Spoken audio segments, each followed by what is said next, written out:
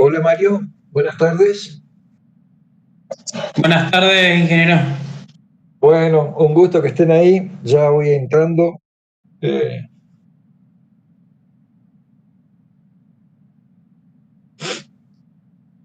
bueno,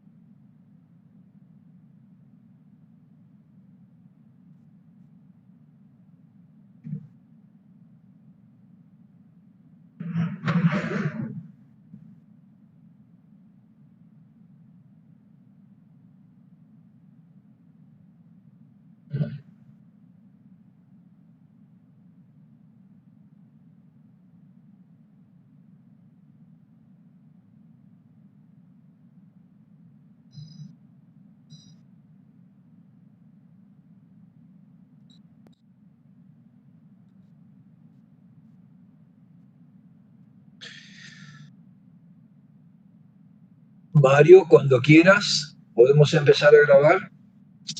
Listo, ingeniero, pongo a grabar entonces.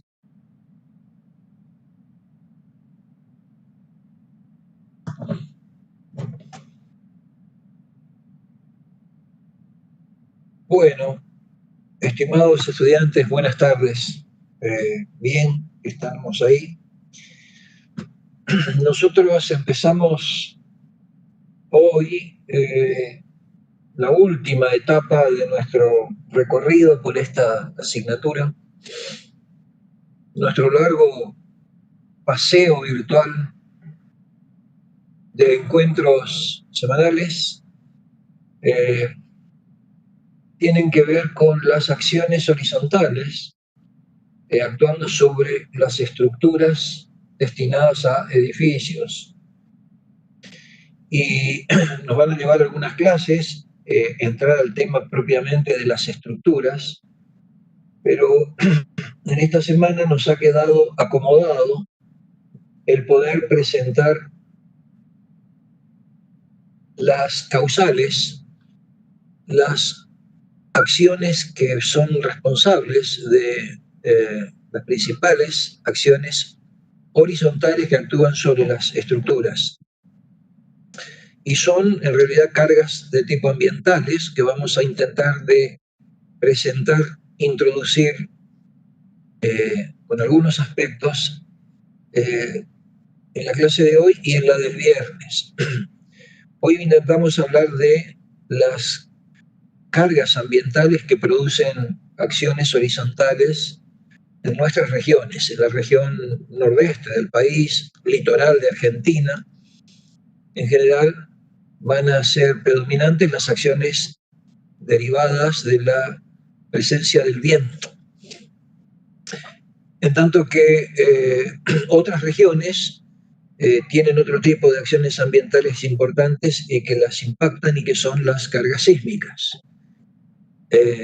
Y otras regiones además combinan como cargas ambientales, bueno, las otras, las que nosotros no presentamos, pero que no necesariamente conducen a expresarlas como acciones horizontales.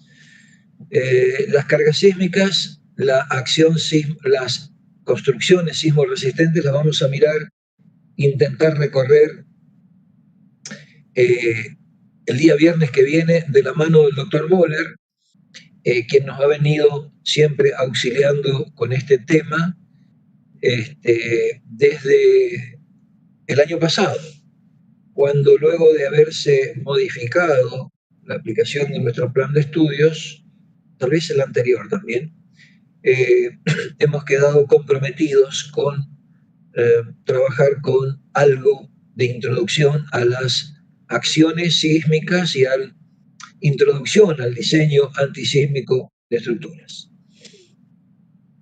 En lo de hoy vamos a tratar de hacer un paneo, un repaso sobre algunos aspectos vinculados a la acción del viento.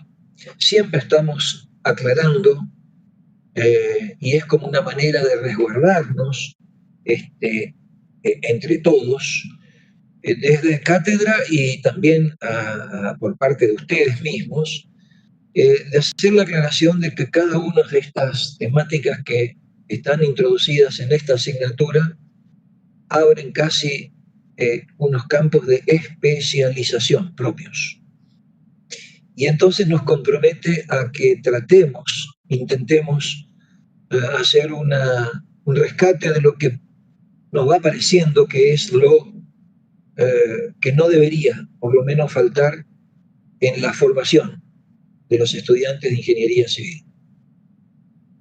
Y esa es una tarea al mismo tiempo variable en el tiempo o dinámica, si se quiere, en términos de que cada año que vamos incorporando alguna idea adicional, bueno, se va incrementando el campo de contenidos que podemos compartir desde unas clases, ¿no? Desde las clases.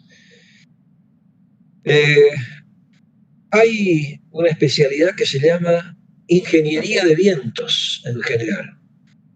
Y prácticamente supone que hay instituciones que se dedican y se abocan exclusivamente en todo el mundo a estudiar la física, la dinámica, la estructuración relacionadas todas con la acción del viento.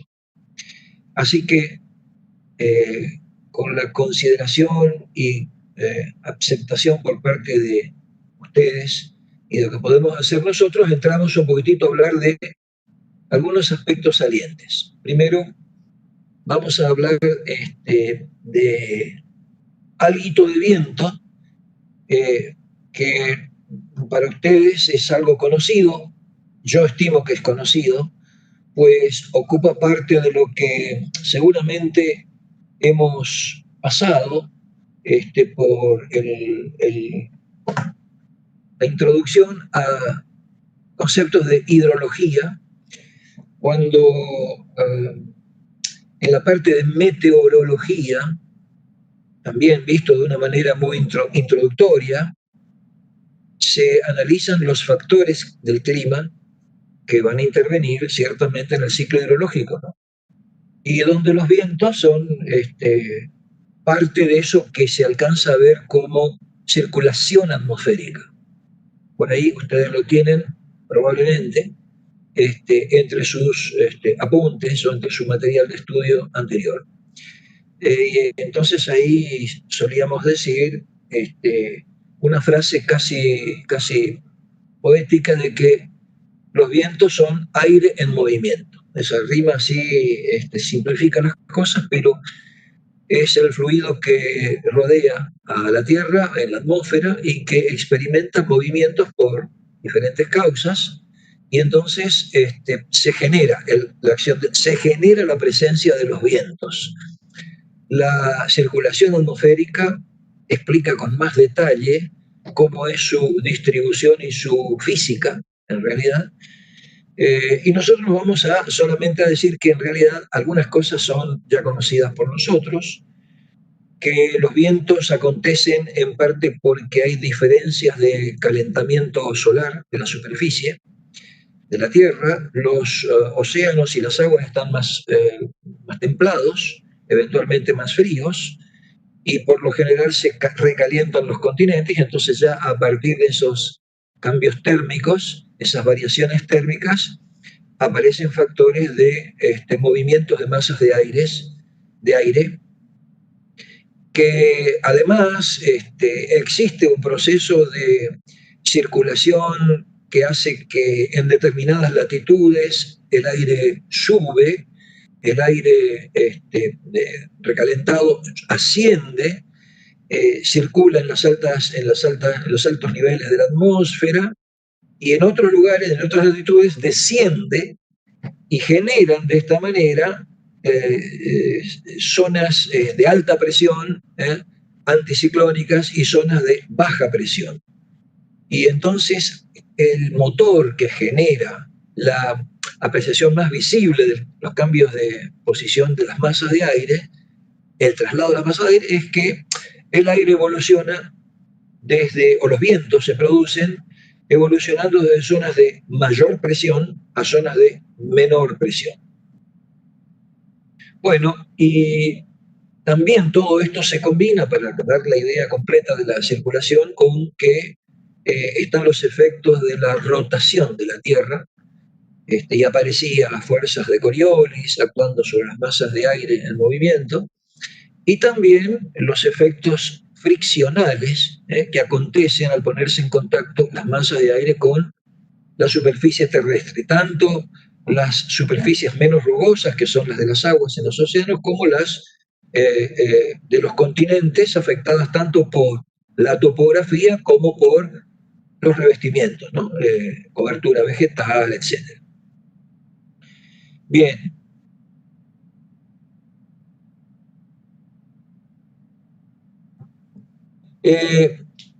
Ahora bien, lo que a nosotros nos interesa es concentrarnos con qué pasa cuando entra en contacto el viento con nuestras estructuras, con las estructuras edilicias.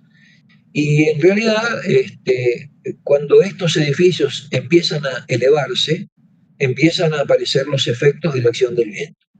La acción del viento en general se manifestará como que a partir de la velocidad, que es el parámetro que expresa el cambio de posición en el tiempo de las masas de aire, cuando toman contacto con las estructuras se convierten esas velocidades en presiones.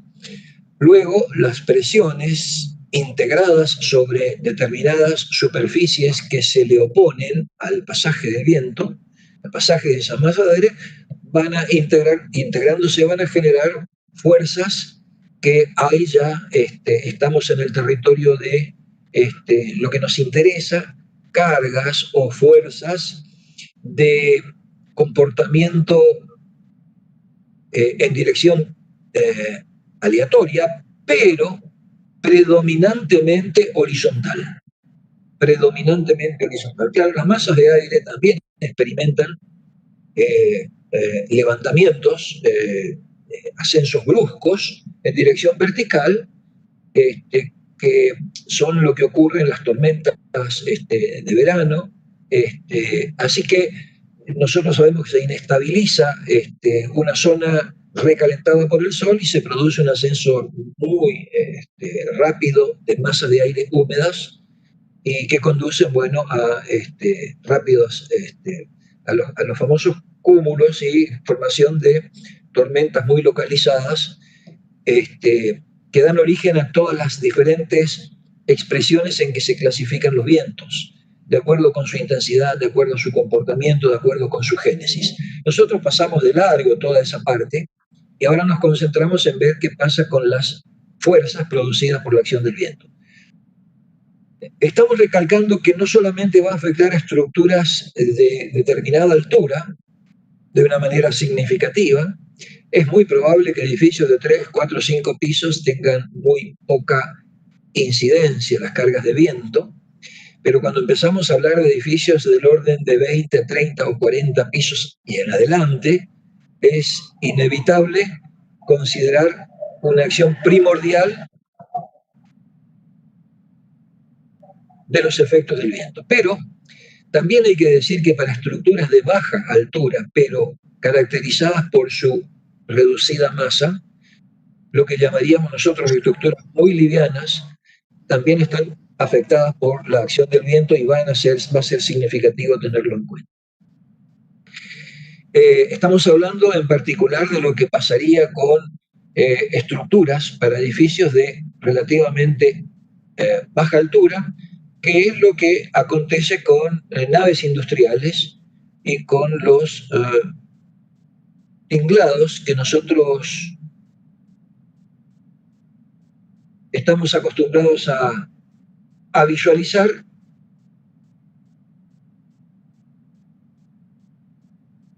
en el horizonte, ¿no? En el paisaje urbano. Y vemos también las consecuencias, ¿no? Muchas de estas estructuras livianas son las más afectadas en general por la acción de vientos intensos, tormentas de viento, y con fallos, ¿no? Con fallos visibles. Es más, es muy probable que hayamos visto los efectos del viento expresados en estas estructuras, sino ciertamente en estructuras correspondientes a edificios en altura. Las estructuras livianas también están afectadas cuando bajo acción, digamos, cuando la acción del viento que se expresa de manera dinámica, es decir, con variaciones en cada punto, no un punto, pero variaciones intensas en el tiempo, se expresa a través de que los pulsos de la acción forzada en términos de vibraciones que produce la acción del viento se ponen en relación con las características dinámicas, frecuencias naturales o propias de los elementos, de las estructuras, y se puede dar lugar al problema de que cuando se acercan estas frecuencias, las frecuencias de acciones exteriores con las frecuencias propias o naturales, aparecen los efectos de resonancia, ¿no?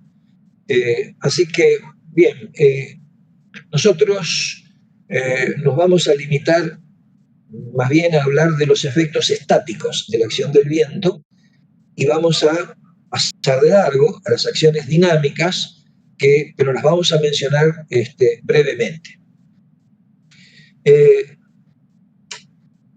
Anticipamos hace unos minutos que edificios de 3, 4, 5, 7 pisos de baja elevación y especialmente insertos en las zonas urbanas no son aquellos que están caracterizados por que sea determinante la acción del viento. En cambio, y además, eso lo tenemos que decir por la importante masa que acompaña a estos diseños. En general, hechos de mampostería y de hormigón estructural, se alejan los problemas de la resonancia y siendo de baja altura, la distribución de los vientos permite que uno pueda considerar que el comportamiento real, que es dinámico, de la acción del viento, sea considerado como meramente una acción estática. Y le llamamos acción estática a aquella que está dada por efectos de las cargas, de las fuerzas, que pueden considerarse no variables en el tiempo, a diferencia de lo que son las acciones dinámicas. Bueno, entonces a veces, para simplificar esto, solemos hablar de un parámetro que se llamaría esbeltez de los edificios. Entonces, acá hay un grafiquito que ustedes ven acá, donde vemos parámetros de altura y de dimensiones horizontales, longitudinales y transversales en planta, de un cuerpo prismático que representaría un edificio, y entonces la relación de las alturas con las dos dimensiones principales de esta planta muy simplificada, claro, a un prisma elemental, nos permite definir las llamadas esbelteces en una y en otra dirección, como la relación entre la altura y esas dimensiones. En general, cuando esas esbelteces empiezan a superar el valor de 3, bueno, tal vez tenemos que empezar a pensar en considerar el efecto de las acciones del viento como representativas, como importantes. Esto como lineamiento general. Otros dirán que cuando es mayor que 4 hay que considerarlo. Aquí, en esta recopilación que tenemos hecha, se menciona que en general una de estas dos esbelteces, la que atañe a la menor dimensión transversal, al frente de menor dimensión transversal a la acción del viento, imaginen que el viento actúe frente a esta cara, entonces si las dos esbelteces son superiores a 3, habrá que intentar estudiar las dos direcciones. Si una sola es mayor que 3, estudiará una dirección, o eventualmente el criterio del proyectista determinará si resulta indispensable hacerlo. Pero cuando uno no tiene experiencia suficiente, es un buen entrenamiento poner a punto los algoritmos que permiten calcular las fuerzas de viento.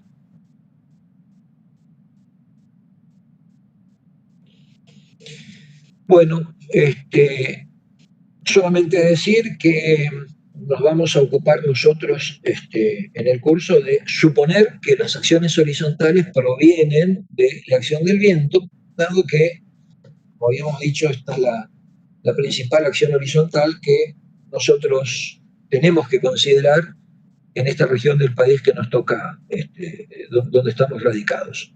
Región, macroregión, ¿no? Digamos, Mesopotamia, región litoral nordeste argentino.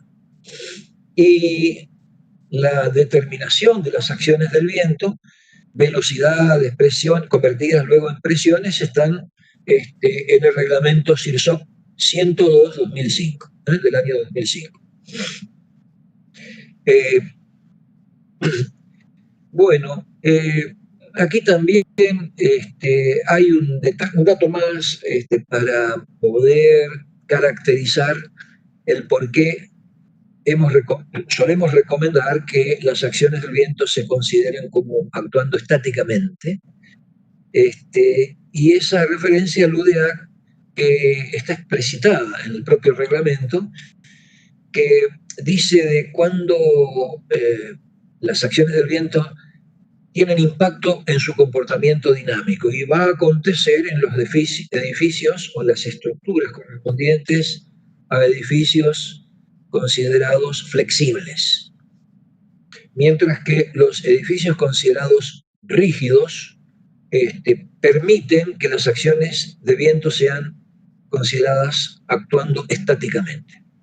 Y la división o la separación entre el campo de las estructuras rígidas y de las estructuras no rígidas, en realidad están hablando no de la estructura, sino del cuerpo edilicio, de edificios cuyo, y ahí está la definición, periodo natural de vibración, el periodo natural de vibración T, esté situado por debajo de 1 segundo. Las estructuras que tengan periodos superiores a 1 segundo ya deben ser objeto de atención para considerar las acciones dinámicas, que se van a expresar especial o principalmente a través de la acción de las ráfagas de viento, ¿no? Que son secuencias de vientos de mayor intensidad que el valor medio de la masa de aire que está en movimiento. Ese es el concepto que tendríamos para usar de ráfagas. Cuando hablamos de periodo natural de vibración, siempre es conveniente acordarse de su inversa, que es la frecuencia, ¿no?, de vibración. Entonces, 1 sobre T, 1 sobre el periodo es la frecuencia. Entonces, para esquematizar y sistematizar nuestra clasificación, cuando el periodo de vibración menor que 1 segundo, o dicho de otra manera, la frecuencia propia del sistema es más alta que 1 Hz, mayor que 1 Hz, que es la inversa, entonces hablaremos de estructuras rígidas y acción estática, proveniente de los efectos del viento. Se pueden trabajar como fuerzas estáticas, constantes, digamos, ¿no?, en el tiempo.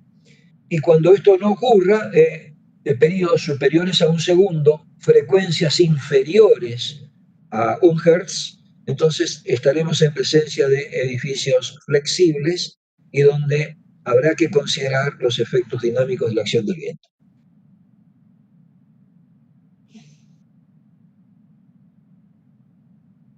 Bueno, bajo la acción de las presiones producidas por el viento, luego de ser integradas estas presiones sobre las superficies sobre las que inciden las masas de aire, habrá que, por un lado, estudiar cómo se absorben y cómo responden, cómo se absorben primero esas fuerzas por parte de la estructura, dando origen a las acciones que van a actuar sobre los componentes estructurales,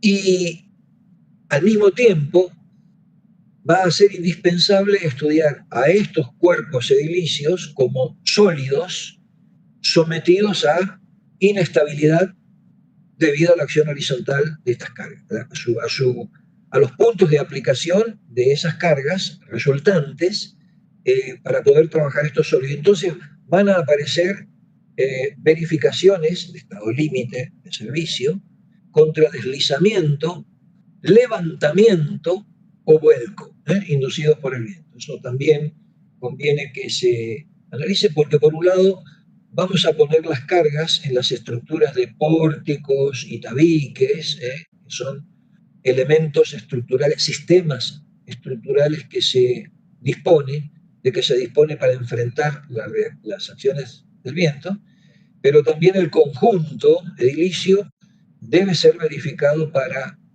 estos efectos integrados en términos de fuerzas totales, fuerzas resultantes. Bueno, acá importante lo que tenemos para comentar, que la acción del viento nosotros la vamos a considerar prioritariamente en dirección horizontal. Hay componentes verticales, ya lo hemos dicho, pero en general las vamos a considerar de segunda importancia, cuando no meramente las despreciaremos. Ahora, actuando sobre las superficies, en general, superficies envolventes de los cuerpos edilicios, las envolventes en cuyo interior se alojan las estructuras, vamos a hablar de presiones positivas o presiones propiamente dichas, y vamos a hablar de presiones negativas o también denominadas succiones, ¿no? Entonces, la acción del viento se manifiesta, se expresa sobre las superficies en las que actúan como presiones, es decir, compresión por parte de la acción del viento, o succiones, un elemento de arrastre que tiende a succionar a la superficie sobre la que éstas inciden.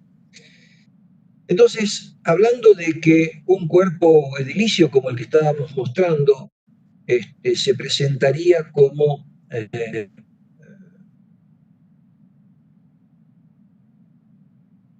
un cuerpo prismático,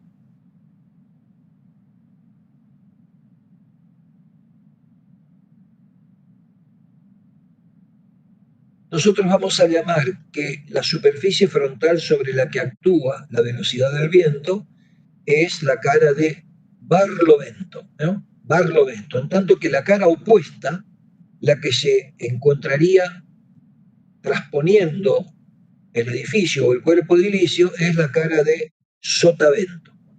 Es importante tener presente esto porque la acción del viento se va a manifestar sobre las caras frontales verticales, como en general presiones y compresiones, y también sobre las cubiertas de los edificios que tengan una inclinación.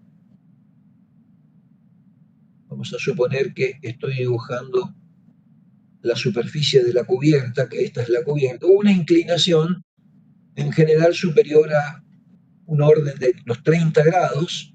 Cuando estas inclinaciones son superiores, entonces la acción del viento también se convierte en una acción perpendicular a la cubierta inclinada. También podríamos dibujarlo mejor de esta manera, en un corte lateral. Esto es la cara de Barlovento, esta es la cara de Sotavento, y esta cara de la cubierta, la acción del viento se va a convertir en presiones si el ángulo de inclinación es de cierta magnitud. Cuando el ángulo de inclinación tiende a disminuir, lo que se producen son succiones. Es decir, hay arrastre de la superficie de la cubierta hacia el exterior, producido por presiones negativas. Y eso también es lo que acontece en general sobre las caras que están a sotavento.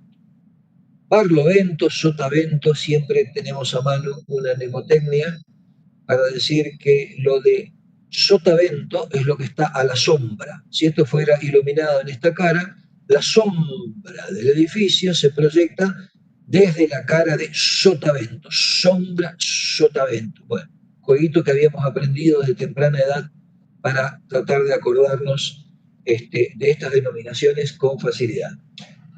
Si esto fuera una presa, esto es aguas arriba y esto es aguas abajo, ¿no? Para ir encontrando algunas equivalencias. Bien.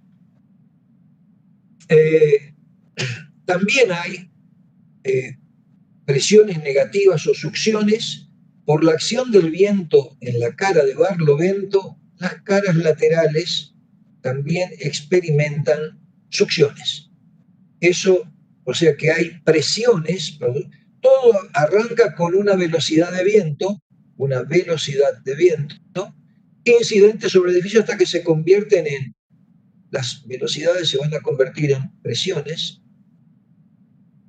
y estas integradas se van a convertir en fuerzas. Ese es el proceso. En general, viento, velocidades se convierten en presiones, las presiones se convierten en fuerzas. Las fuerzas son las que nos interesan para resolver nuestras estructuras.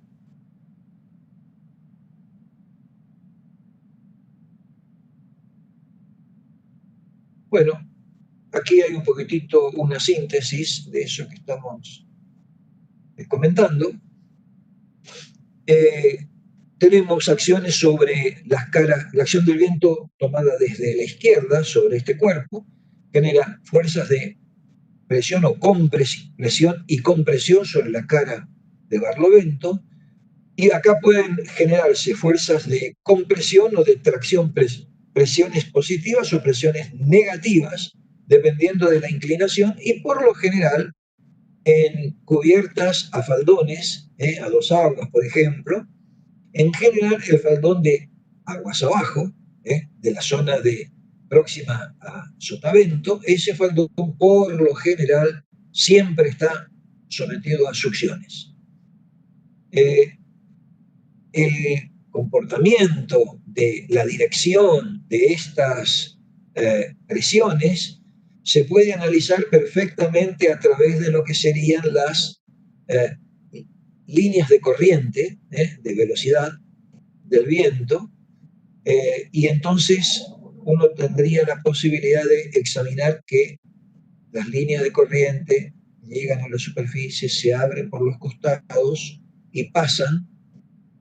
Lo mismo pasarían en el otro extremo de la construcción, y entonces y lo mismo pasaría en altura, las líneas de corriente tienden a pasar sobre la estructura, y entonces son las responsables de que cuando quieren volver a separarse para retomar su dirección más estabilizada y superan el objeto que genera una obstrucción al paso del viento, en estas caras, como en estas, se van a producir succiones, ¿no?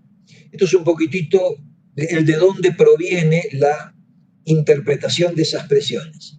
Amén de que cuando se hacen ensayos, cuando se hace práctica experimental, queda totalmente comprobado en lo que nosotros anticipamos como ensayos de túnel de viento, ¿no? Donde claramente se manifiestan presiones positivas y presiones negativas. Bueno, en general hay unos valores de referencia, entonces acá estamos mencionando una denominado altura o nivel de referencia, donde las velocidades del viento se toman siempre a 10 metros, que es para poder hacer comparables las mediciones en general, y siempre las estaciones donde se miden vientos con anemómetros, etc., toman una velocidad de referencia que generalmente están todas referidas internacionalmente a 10 metros de altura sobre el nivel del terreno. Entonces, la distribución del viento en altura va a tener como referencia el valor que corresponde a los 10 metros sobre el nivel del terreno. Bueno, lo que nosotros vamos a ver es que las velocidades, que son las que originan estas presiones, van a estar condicionadas por una serie de efectos o manifestaciones naturales y otras manifestaciones de nuestro propio diseño, que serían las condiciones de exposición, ¿no? La exposición, uno va a ser la altura del edificio, que es parte de nuestro diseño, y las condiciones de exposición están dadas, a ver, en general por la topografía del terreno, que va a modificar las condiciones del escurrimiento, de las líneas de corriente del aire, lo que llamamos rugosidad de las superficies en contacto con las masas de aire en movimiento, que van a modificar las características del viento. Bueno, elementos que van a ser expresados después en los cambios, en la interpretación de los cambios que tiene la velocidad, y los cambios en la velocidad van a incidir sobre las presiones, según vamos a ver cuando analicemos cómo los reglamentos toman en cuenta estos comportamientos físicos, estas incidencias físicas.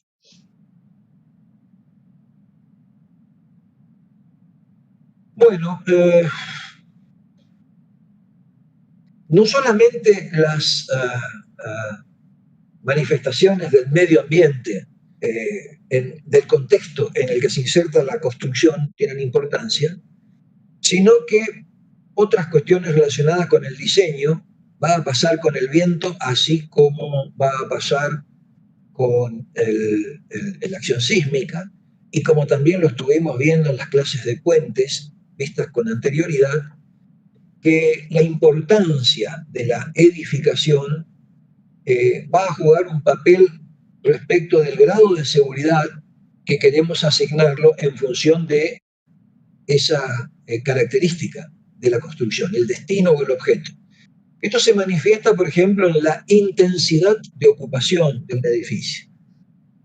Tipos de edificios que están escasamente habitados o con escasa intensidad de ocupación difieren de aquellos destinados a multitudes que van a hacer uso de ellos. Y entonces el grado de seguridad comienza a cambiar y ya no depende de la acción del viento, sino de decisiones de diseño que va a tomar el proyectista guiado por la reglamentación.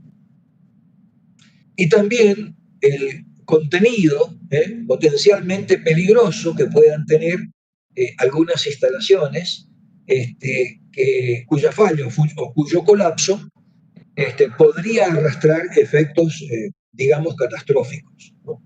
O también el carácter esencial de algunos proyectos, de algunos edificios, ¿no? Instalaciones de seguridad, instalaciones de salud, instalaciones de vías de comunicación, todas esas pasan a tener un carácter esencial, centrales generadoras de energía, obras de transmisión de energía por las distintas maneras, por los distintos tipos de energéticos que se desea transportar, pasan a ser edificios o estructuras en los que la acción del viento tendrá que ser valorada con un grado de seguridad más importante. Y en general tenderán a contemplar un incremento de la acción que naturalmente producía el viento. Y va a ser como mayorado el efecto de esas acciones para obtener respuestas con mayor grado de seguridad en correspondencia con esas acciones más intensas, consideradas más intensas. Bueno, y las vibraciones pueden llegar a producir otros efectos que serían, además de los efectos de desplazamientos y transmitir las cargas a la fundación, se pueden llegar a producir efectos dinámicos tales como vibraciones, oscilaciones longitudinales, oscilaciones transversales. Bueno, y esos son efectos que deben ser considerados tanto en estructuras muy elevadas y flexibles como en estructuras de baja altura, pero igualmente sensibles a la acción dinámica. Bueno, Cuando vamos a ver que en las previsiones reglamentarias existen algunas consideraciones que están especificadas y que uno las puede llegar a observar y seguir, eso solo acontece para configuraciones de edificios llamados regulares o de formas sencillas. Cuando el reglamento se le escapan las posibilidades de convertir en seguras sus recomendaciones porque aparecen formas complejas y edificios muy sensibles con configuraciones espaciales algo no comunes, poco comunes, entonces ya las posibilidades reglamentarias se agotan y entonces pasa a ser recomendado que el recurso de ingeniería disponible es estudiar ese tipo de configuraciones, cuerpos edilicios, directamente mediante ensayos en lo que se llama túnel de viento. Vamos a ver 2 o 3 imágenes al final de la presentación.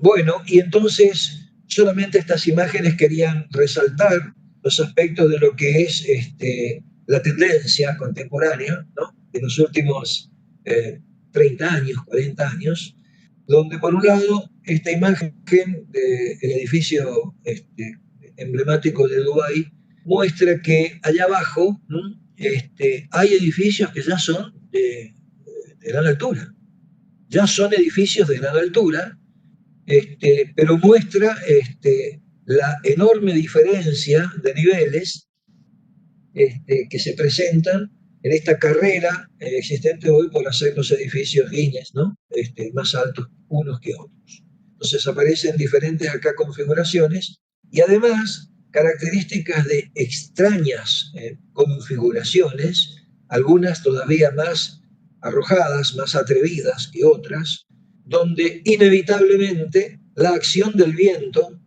que es importantísima, no puede sino ser estudiada directamente mediante ensayos experimentales en túneles de viento.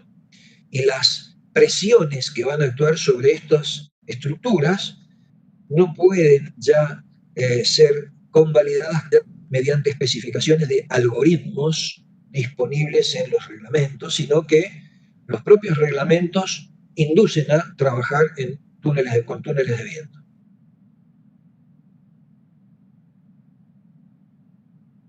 Bueno, en general anticipemos que esta presión horizontal de la acción del viento, en general, partiendo desde el nivel de la superficie del terreno, se incrementa la acción de la velocidad con el viento, con la altura, y en general representada por las cotas denominadas Z, respecto del nivel cero. El parámetro que nosotros vamos a en general escuchar hablar de convertir una velocidad en presión es una presión denominada dinámica y se la conoce con la denominación de QZ, variable con la cota Z, ¿sí?, variable con la altura en general. Para determinar una presión dinámica, y ahora estamos con un ojito puesto en lo que va a especificar el reglamento CIRSOC 102-2005, va a incidir la ubicación geográfica porque, por lo que ya hemos visto, hay zonas que están mucho más afectadas por la distribución y la intensidad de las velocidades del viento. Va a intervenir la geometría del cuerpo edilicio en cuyo interior se encuentra la estructura resistente. Y en este caso hablamos de las dimensiones y forma, en realidad, dimensiones y forma. La forma también está resaltada un poco más abajo, cómo la forma va a incidir en las velocidades totales y en las velocidades localizadas.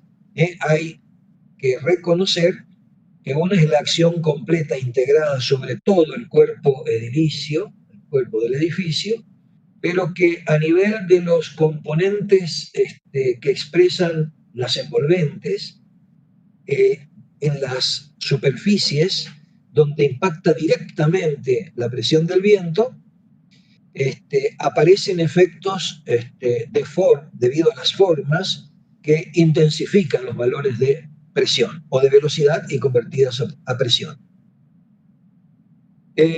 Por lo que habíamos dicho, hay un coeficiente I que va a aparecer que depende del destino o función que va a cumplir el edificio. Y ya podemos intuir, como dijimos, que edificios de mayor importancia relativa van a estar exigidos de una manera diferencial. Luego vamos a ver qué efectos tiene el entorno, ¿no?, donde se inserta el edificio, en cuanto a que lo pueda proteger más, puede ser más o menos protegido, y entonces eso va a depender de la existencia de otras edificaciones cercanas o su inexistencia, así como de la rugosidad del terreno natural, y entonces van a aparecer una serie de exposiciones, acá están caracterizadas como A, B, C y D, respecto de lo que es rugosidad, pero rugosidad del terreno contiguo al edificio que estamos teniendo en estudio. Pero también van a influir los efectos topográficos, ¿no? Entonces empezamos a contar que hay un coeficiente KZT que es un factor de incidencia por singularidades topográficas. Bueno, y no deja de ser importante otro comportamiento que está validado experimentalmente, que es la proporción entre aberturas y la superficie envolvente, ¿no? El total de las superficies envolventes, y en particular las superficies en cada cara, con respecto a la intensidad o proporción de las aberturas existentes. Vamos a ver que esto tiene que ver en la definición de la presión dinámica que vamos a derivar a partir del dato principal, que es la velocidad del viento.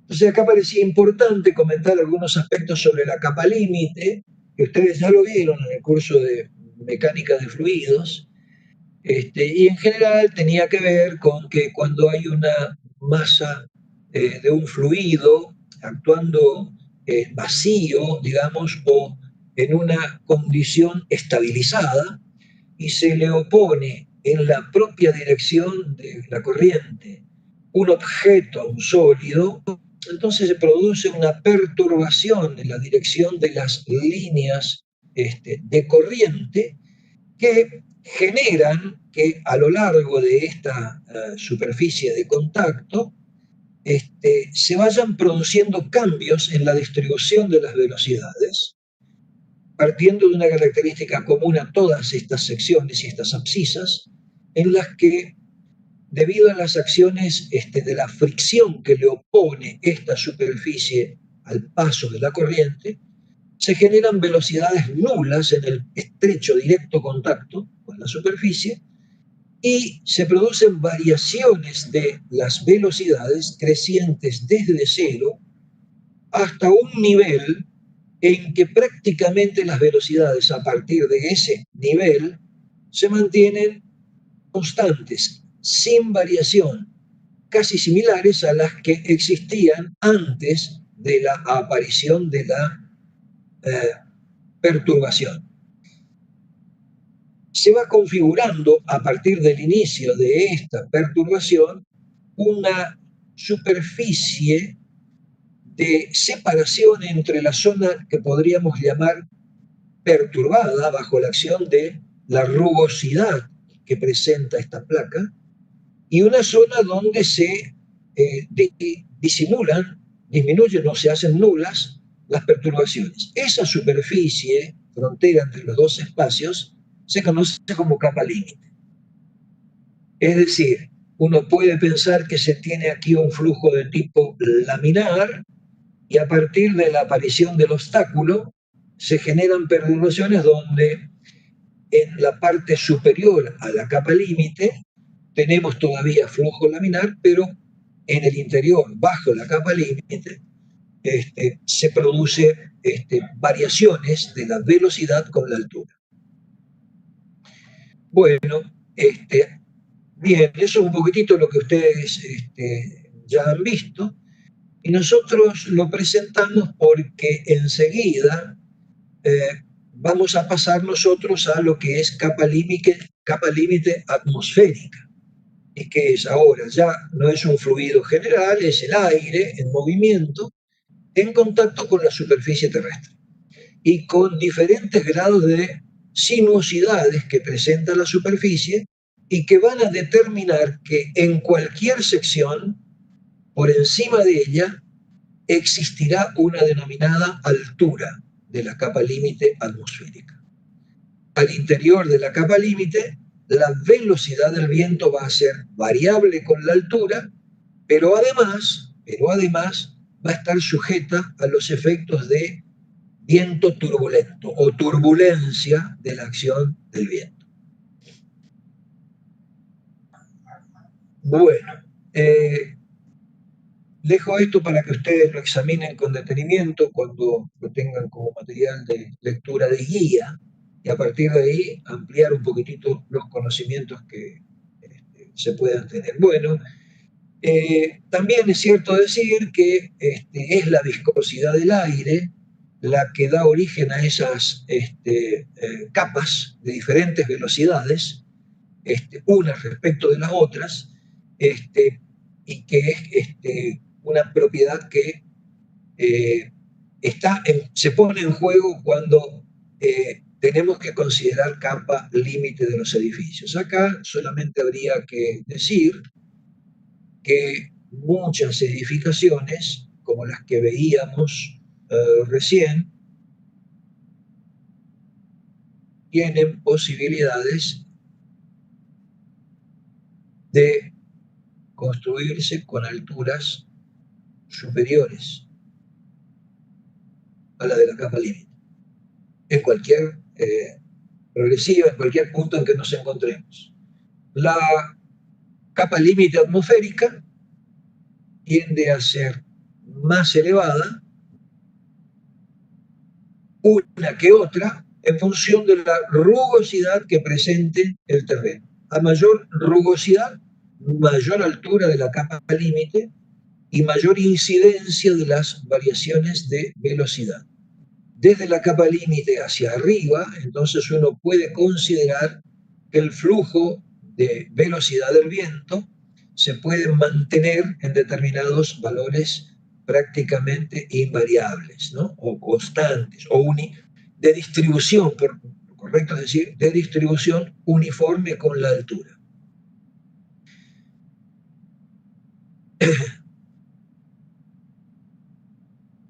Bueno, no es lo único que interviene, pero digamos, la turbulencia está determinada no solo por factores topográficos, no solo por factores de rugosidad, sino que debemos decir que también por los procesos de convección, ¿no?, que se producen en el contacto con la superficie en función de los intercambios térmicos que pueden haber entre la superficie y la masa de aire, entre la noche y el día y en las distintas estaciones. Temperatura, humedad e interacción o rugosidad con el terreno. Todos factores que modifican la denominada altura de la capa límite atmosférica.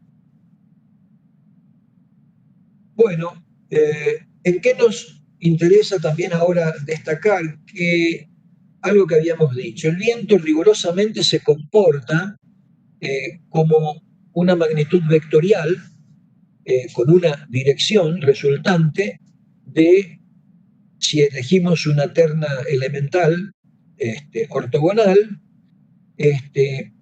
las tres direcciones o dimensiones que nos interesan. En general, como adoptamos siempre un plano XY para representar una proyección horizontal, plantas, proyecciones horizontales sobre el terreno natural, y dejamos a Z como la magnitud que expresa la dirección de la vertical o perpendicular a la superficie, el viento se permitiría expresar como una magnitud vectorial cuyas componentes las dibujamos en las tres direcciones principales. Asumamos que sea X la dirección de mayor predominio de los efectos del viento, y la vamos a denominar en general dirección longitudinal a la acción del viento. En el plano horizontal será una dirección transversal a la dirección del viento, la que está representada por esta dirección Y, y podremos descomponer el vector en las componentes X e Y y Z, ciertamente, y la tercera componente.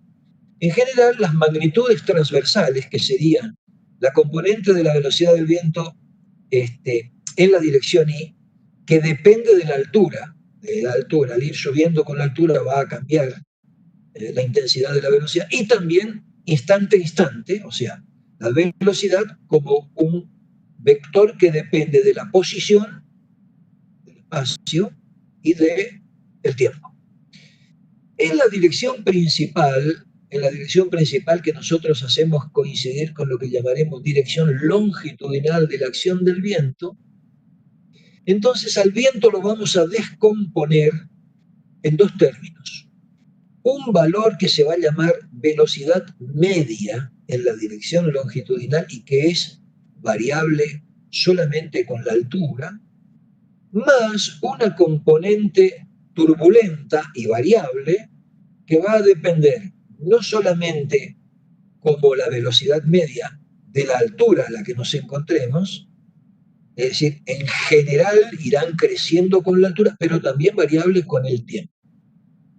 Los valores de esta componente pueden ser positivos o negativos, dado que el comportamiento es aleatorio y funciona como ciclos con valores que suman por encima de la velocidad media y también disminuyen por debajo del valor de velocidad media. No así, ese comportamiento se afecta a las componentes transversales de la dirección Y y Z, y estas manifestaciones, esta manera de considerar la acción del viento, en realidad no es lo que vamos a utilizar en los procedimientos de diseño operativos habituales, sino que es lo que se utiliza en todos los procesos de ingeniería de vientos más avanzados, en particular aquellos donde se hace estudio particularizado de la turbulencia, de la acción turbulenta del viento actuando en contacto con las estructuras. Y es muy objeto de los estudios de investigación, trabajar con esta manera de representar o descomponer la velocidad del viento.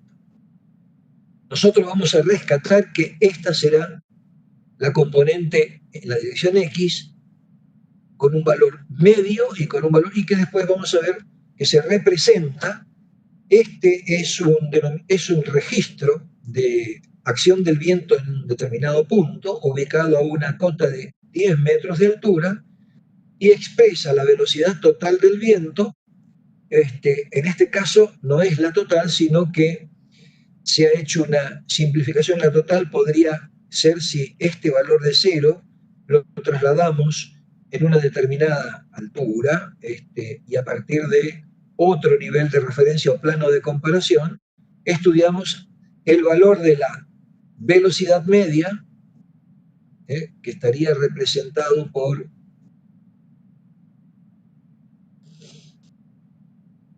el valor de la velocidad media sería un valor que nosotros estamos midiendo a partir de una superficie de referencia o plano de comparación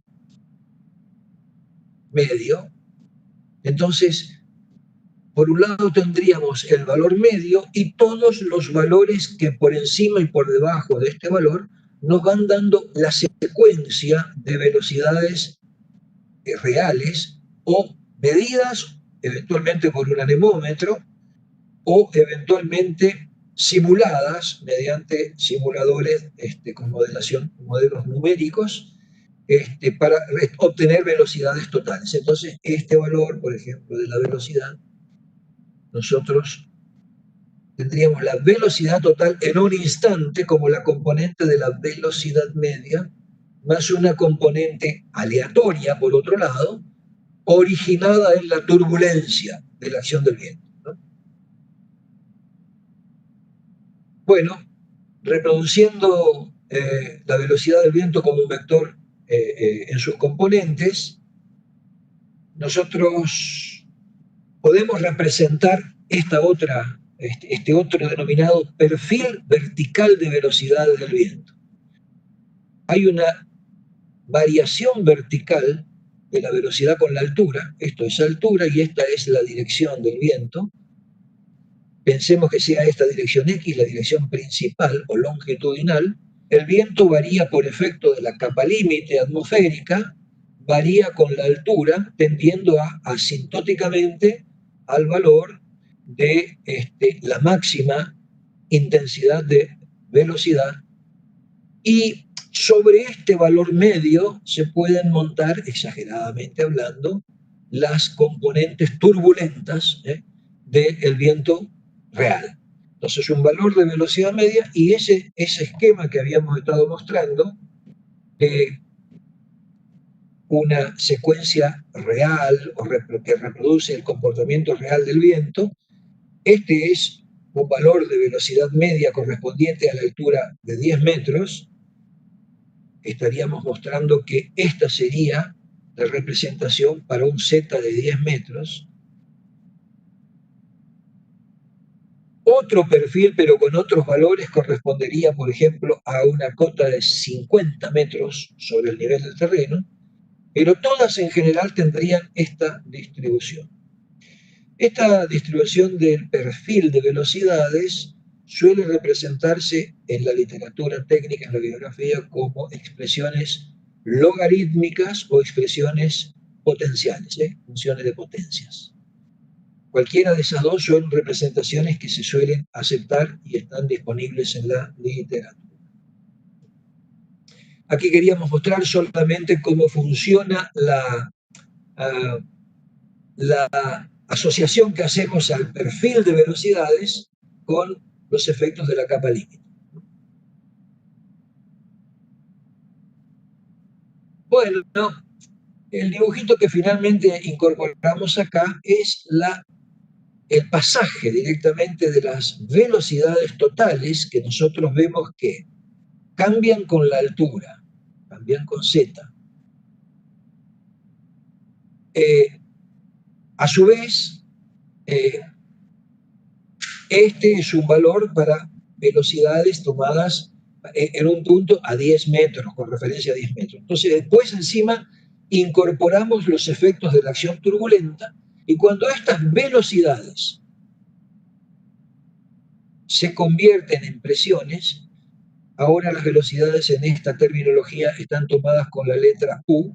A diferentes alturas tenemos estos procesos, así se llaman, procesos de generación de secuencias de viento incidente, que se convierten estas velocidades luego en presiones, variables con el tiempo, ciertamente, pero correspondientes a un nivel 1. A medida que vamos subiendo en altura, estas intensidades van creciendo, la velocidad media también estaría representada, y va creciendo la influencia de la presión actuando sobre las caras de las envolventes de los cuerpos edilicios.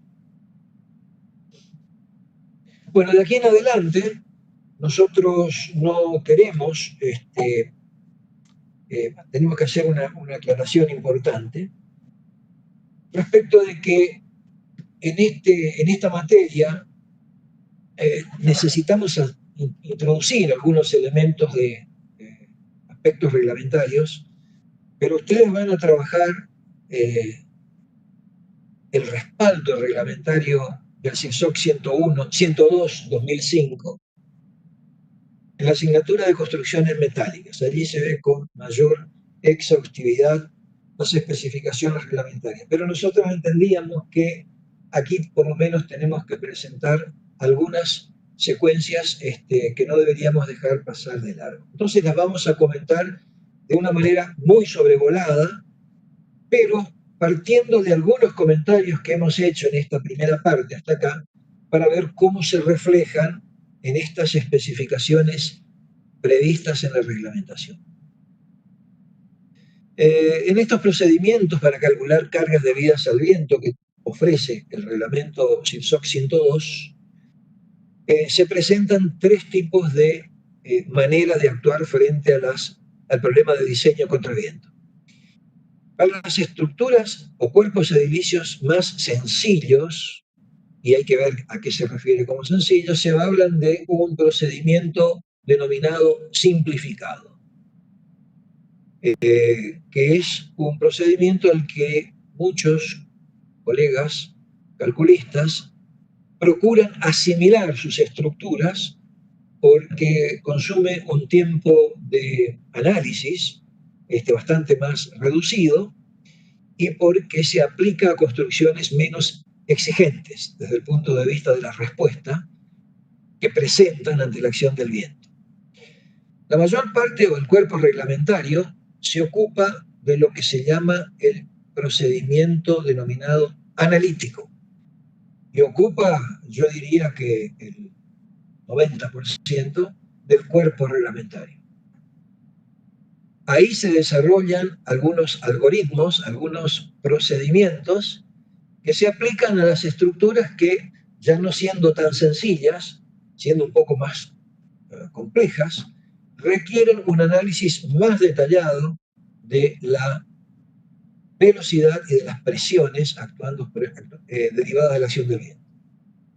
Pero hay un límite que estaba dado por lo que comentábamos al comienzo, que es cuando las configuraciones edilicias, sea por la altura, sea por la forma, sea por las características dinámicas propias de las estructuras o de los cuerpos edilicios, hacen inviable que estos procedimientos analíticos tipificados, estándares para los cuales se desarrolla el procedimiento analítico, hagan recomendable que no se aplique esa metodología, sino procedimientos provenientes de ensayos específicos realizados en túnel de viento. Es decir, se requiere recurrir a laboratorios especializados en los que se pueda depositar la confianza en que sean suministradas las respuestas del edificio que tenemos en proyecto en estudio desde el punto de vista de la distribución de las presiones actuantes para diferentes combinaciones de carga, pero derivadas de ensayos experimentales en túnel de viento. Entonces hay tres procedimientos, uno simplificado, que cuando se dan las condiciones conviene observarlo, simplifica los tiempos de análisis y cálculo. El procedimiento analítico, que es aquel que más tiempo lleva desarrollar y entender dentro de las previsiones reglamentarias, y el procedimiento experimental, que no está estipulado, no tiene un cuerpo de desarrollo en el reglamento, está mencionado, apenas especificado, el procedimiento de túneles de vientos. Lo que sí hay que decir, que es una característica que tiene este reglamento en comparación con que teníamos un reglamento anterior que es del año 92, con una corrección en el año 94, que era una versión anterior de la serie de los CIRSOC, que se apoyaba mucho en escuelas francesas, traía mucha información de escuelas europeas, pero con base en investigaciones de Francia, de autores, de especialistas franceses, y esta nueva generación que se apoya en las reglamentaciones originadas en los reglamentos americanos. La diferencia que hay una diferencia entre el reglamento exige que se analice por separado lo que se llama estructura principal, la estructura principal del edificio. Ahora estamos hablando de la construcción en general, digamos. La construcción tiene una estructura principal denominada como estructura principal resistente a la acción del viento, ¿sí? Esto es el SPRFB, que es la estructura esencialmente, básicamente, y que recibe las cargas, pero de una manera indirecta, porque las cargas actúan sobre las superficies envolventes y luego son transferidas o soportadas por las estructuras. Y las separa de los elementos denominados componentes y revestimientos, C y R. Componentes, y así se simplifica para no tener que explicar tanto. SPRFB y C y R aluden a estas dos partes en que se dividen los elementos que deben ser analizados. Los elementos de la estructura principal, ya vamos a ver en nuestro curso, podrán ser tabiques, pórticos,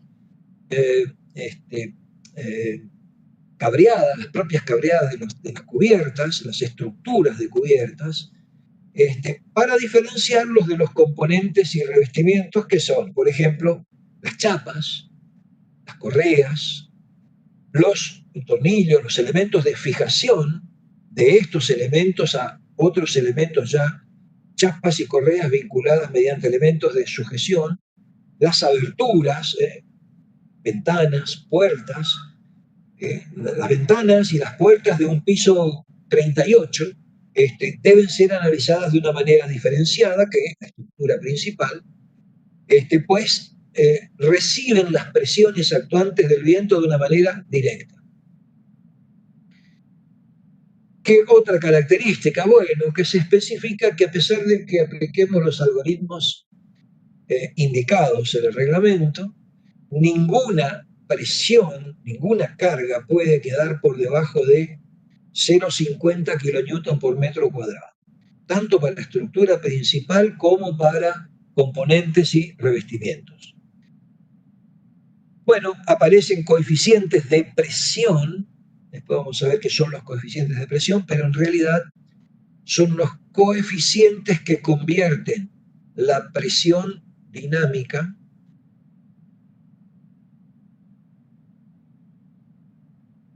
la convierten en la presión de viento de diseño. En general, la llamamos de esta manera. QZ es la que se derivaba a partir de la velocidad y aparecen unos coeficientes de presión que trasladan la presión dinámica a una presión de diseño. Bueno, y aparecen esos coeficientes para diferentes partes del edificio. Se definen lo que son edificios abiertos, cerrados o parcialmente cerrados, clasificación que tiene que ver con el grado de, digamos, permeabilidad que presenta la envolvente del edificio al pasaje del aire al interior. Y eso se expresa a través de la proporción de aberturas que tengan las diferentes caras de la envolvente respecto de la superficie opaca completa de esa envolvente y de las envolventes en total, ¿no? Bueno, hay una manera específica de definir esto, pero esto va a tener importancia en el desarrollo de lo que son las presiones interiores generadas por la acción del viento. Y aparecerá entonces una diferenciación en presiones externas o exteriores y presiones interiores.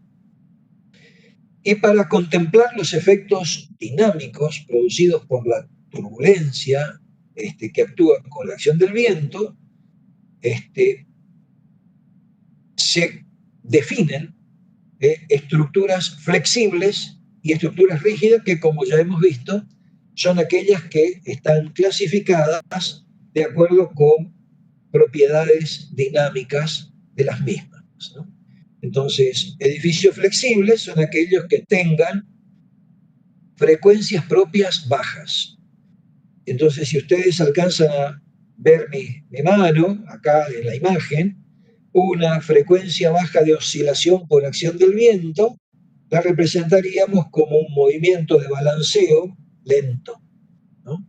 Donde el periodo entre arrancar desde esta posición, ir hasta la otra y regresar es largo, mayor que un segundo, y su correspondiente inversa, la frecuencia es baja. En cambio, los edificios rígidos, un edificio de 10 pisos, con una planta del orden de 10 metros, 12 metros de dimensión. Entonces, un edificio sometido a la acción dinámica del viento vibraría con una alta frecuencia y con un bajo periodo. El tiempo que dura en ir y volver, es muy bajo. Bueno, esto siempre lo hacemos en nuestras clases presenciales, por eso lo dejamos de alguna manera, queríamos mostrarlo, para interpretar rápidamente esto que se expresa textual y específicamente de esta manera.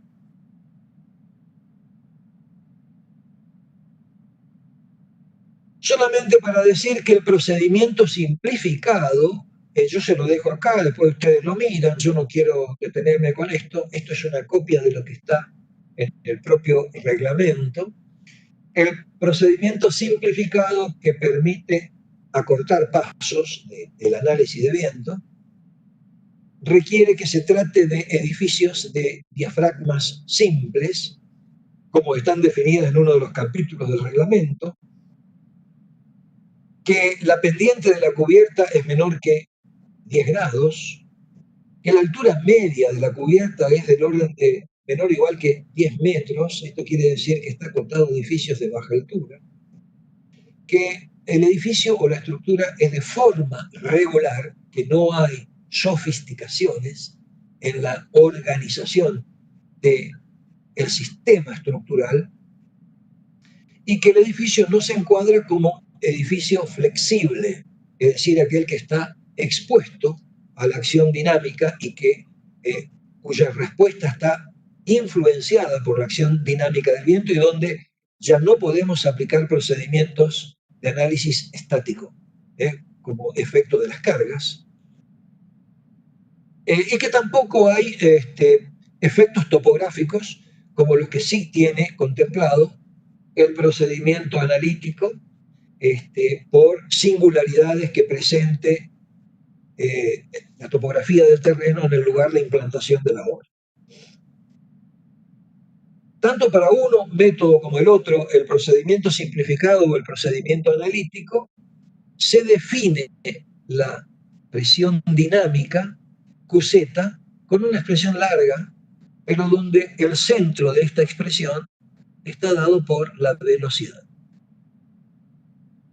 Entonces, cuando decíamos que una velocidad, bueno, acá elevada al cuadrado, a través de una serie de coeficientes modificadores, se convierte en una presión. Entonces, esto que viene dado en metros por segundo, después se podrá convertir en megapascales, kilopascales, que son magnitudes de presiones. Entonces, ¿qué es V? Bueno, es la velocidad básica del viento, como definimos en la diapositiva siguiente. Es la velocidad básica del viento que se distribuye en el territorio de la República Argentina de acuerdo a unas curvas de ISO, velocidades básicas de viento, obtenidas mediante análisis estadístico de registros históricos disponibles en general en las ciudades principales de las capitales de provincia y ciudades principales de provincias, donde existan anemómetros o estaciones anemométricas, lo cual en general coincide con la ubicación de los aeropuertos. Bueno, un coeficiente KD, el subíndice D habla de dirección, un factor de direccionalidad del viento, un factor de importancia de la construcción o de la estructura, factor de importancia, un coeficiente de exposición que al tener un valor de Z como subíndice indica que varía con la altura, igual que la presión dinámica resultante, y un coeficiente KZT que depende de las condiciones topográficas, es un factor de topografía. El T habla de topografía y el Z habla de variable con la altura, de las singularidades topográficas que se puedan contemplar o considerar. Entonces, vamos haciendo un recorrido por alguna característica principal que tengan todos estos factores, empezando por la velocidad del viento, que es la que se denomina velocidad básica del viento. No es cualquier valor de velocidad, sino que es que si se supone que los registros de velocidades responden a este esquema, como habíamos presentado anteriormente, se seleccionan para las series de registros históricos todas las velocidades de viento que tengan, que sean considerados ráfagas de 3 segundos de duración, y se promedian esos valores más elevados, ¿sí? Y se los elige de tal manera que sean aquellos que tienen asociadas probabilidades de excedencia anual en correspondencia con un tiempo de recurrencia o intervalo medio de recurrencia. En este caso se adoptan 50 años. Entonces, ¿qué es la velocidad básica del viento? Es una velocidad de ráfagas para intervalos de 3 segundos a 10 metros de altura sobre el terreno en exposición C. La exposición va a hablar de la rugosidad contextual, en el lugar donde se inserta el edificio.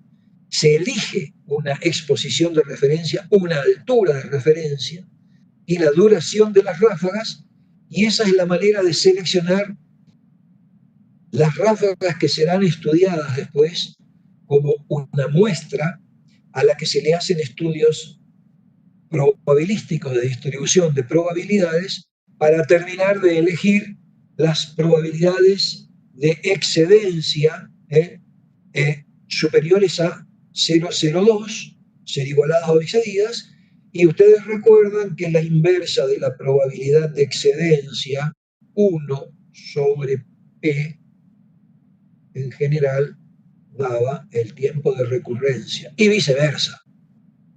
1 sobre T es la probabilidad de excedencia. Entonces, para un tiempo de recurrencia de 50 años, estas ráfagas, esta velocidad, que se denomina velocidad básica del viento, tiene una probabilidad de excedencia de 0,02. Hay que hacer 1 dividido 50 y entonces obtenemos 0,02.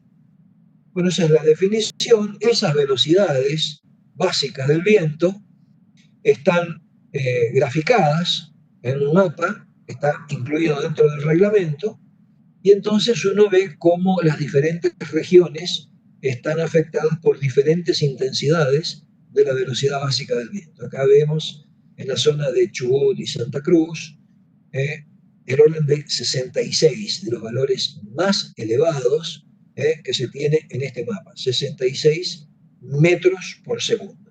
Y la provincia de Misiones en general caracterizada por valores del orden de los 45 metros por segundo. Se acompañan también al reglamento los valores correspondientes a algunas ciudades características de la República Argentina, y hemos resaltado la de Posada, que le asigna un valor de 45 como representativa de toda la provincia de Misiones, según lo que ustedes ven en el mapa de Isotacas, que es el mapa de distribuciones de velocidades. Acá también está explicado, ráfagas, velocidad de 3 segundos, a 10 metros de altura, etc. Ahora pasamos a ver el factor de direccionalidad. El factor de direccionalidad es un valor menor que la unidad. Quiere decir que a toda esta expresión, este factor la está reduciendo a un valor de entre 0,85 a 0,95. Y trata de representar un dato realista. La velocidad del viento, en general, esa velocidad, actúa en todas las direcciones. El edificio está implantado en una determinada posición. La probabilidad de que esta velocidad máxima acontezca justo en forma ortogonal o perpendicular a las superficies frontales del edificio no es 1.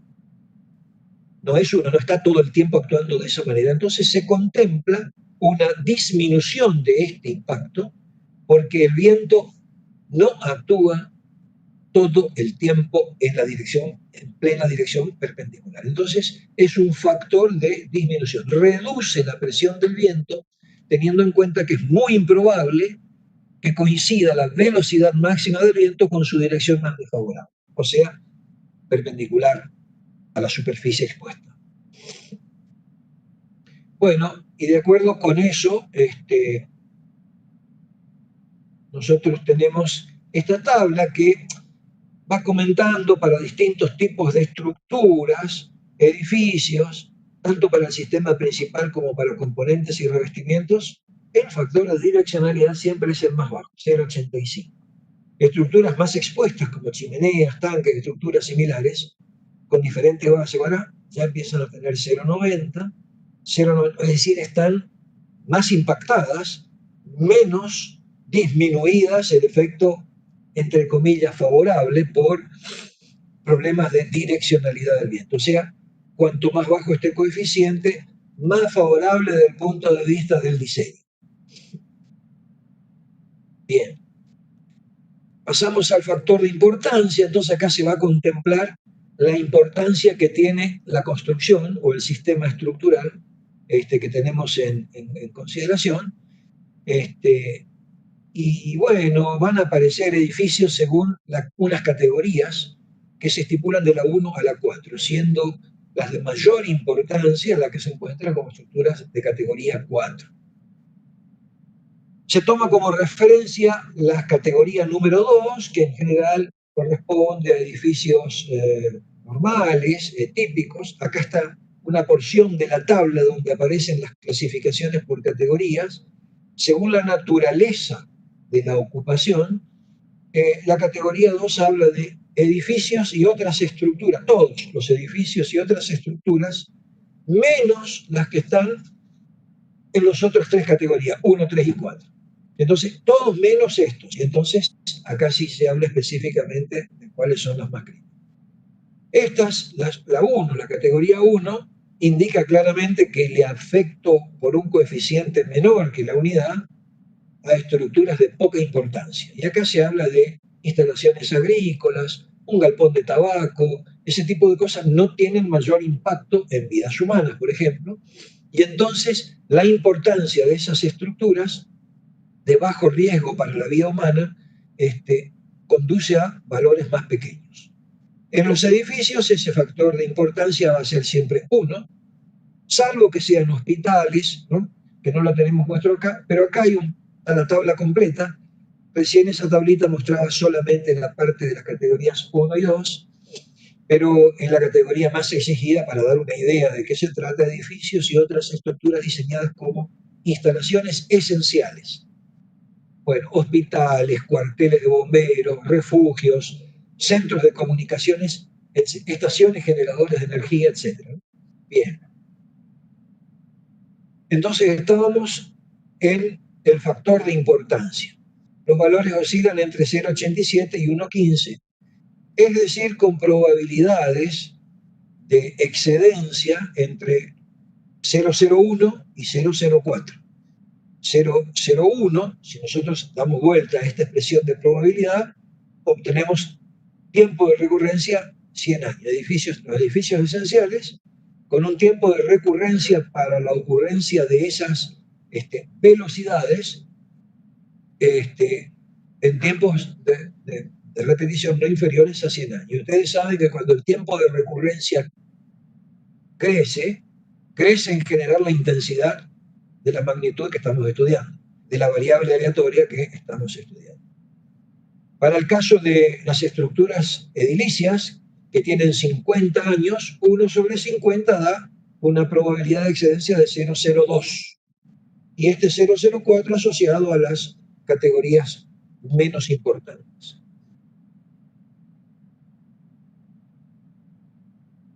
Bien, creo que estamos en hora de hacer un pequeño descansito, pero miramos un poquitito por dónde estamos. Y entonces, solamente para no cerrar, dejo indicado acá qué son las categorías de exposición.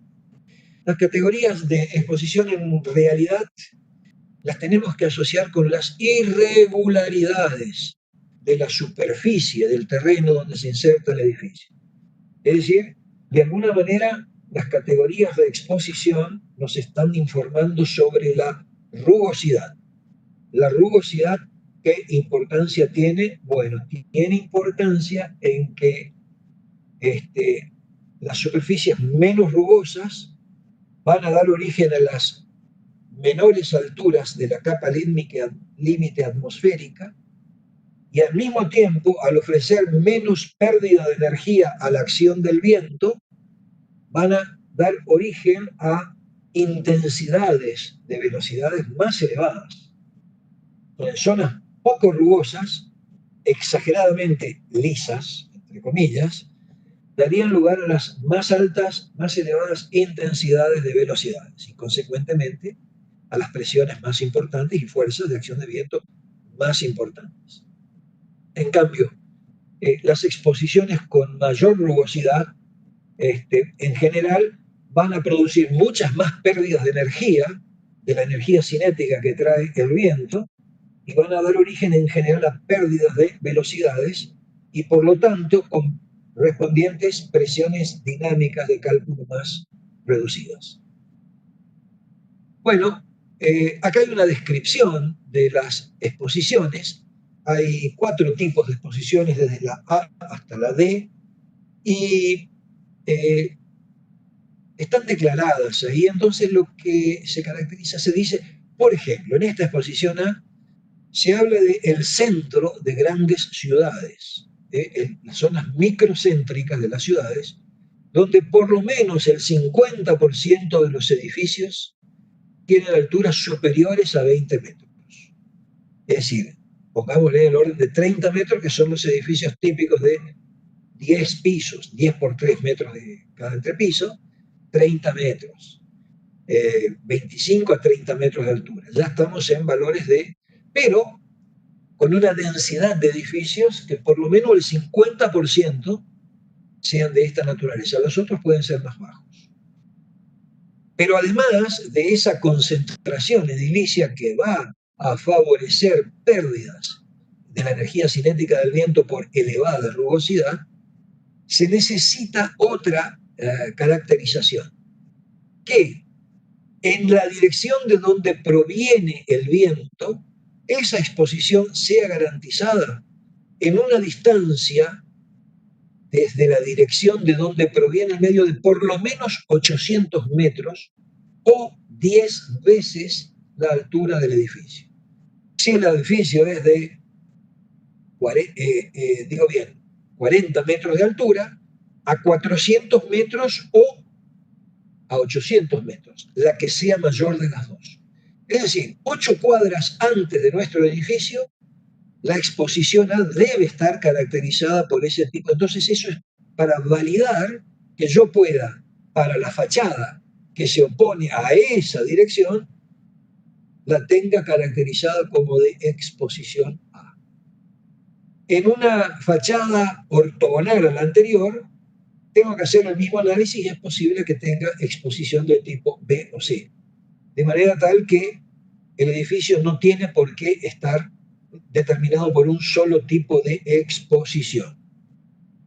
Explicada una de ellas, mostramos otra ventaja que ofrece la reglamentación, tanto la del año 2005, que lo hace con imágenes en colores, como la del año 94, que ya lo hacía en fotografías blanco y negro, donde querían ilustrar toda esta conceptualización que tenemos en esta parte, todos estos conceptos que están declarados y que están copiados de lo que dice el reglamento.